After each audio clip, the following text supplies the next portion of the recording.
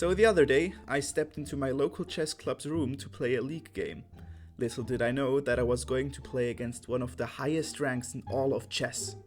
But the second I looked at the pairing papers, realization hit me like a truck.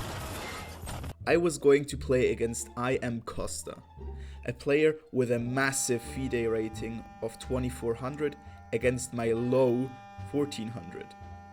When we sat down at the board, I saw my last hopes fade away. So, to make matters even worse, I was given the black pieces and he played an opening that I have never seen before. I myself played the modern defense with g6, bishop g7, which I tried to learn with a Gotham chess course back in the day. But that didn't really help me, since I have never heard of the Van Cruys opening till this day. So nonetheless, I tried to keep my cool and play it as solid as possible to avoid getting full boxed 10 moves in. And eventually we reached this position. And this was where I really started to sweat a little bit, because with rising tensions on the queen side, I knew shit was about to hit the fan.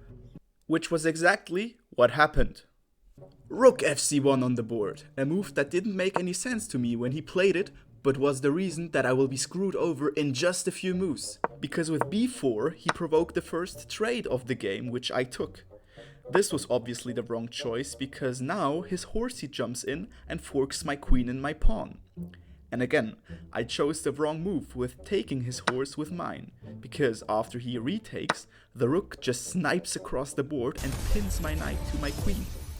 So, knowing that my pony will be lost, my brain entered caveman mode and just traded a bunch of stuff off. A bunch of more trades later, he also managed to grab my a6 juicer,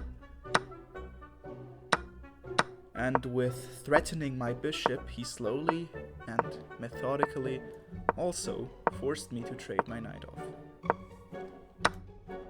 And he would make it very clear that I won't be walking out of this room without a loss. So on move 35, he offered a rook exchange. With no other option available, I accepted and we traded rooks.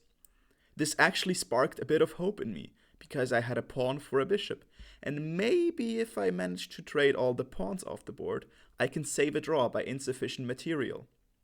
This was actually how I managed to draw a FIDE master at a local rapid tournament, arguably my greatest achievement till now. So now I had a plan again, a good plan. But what I wasn't taking into account was that I'm playing an international master. So yeah, he just continued to slowly take all I had left. So after 54 moves, he played h4 and I resigned. I was left with only a king while he had 2 pawns on their way to promote. An inevitable defeat. But dude, you may say, what can I learn from this? Well, I'm glad you ask. When you play against a 2400 rated player, just be prepared to be annihilated.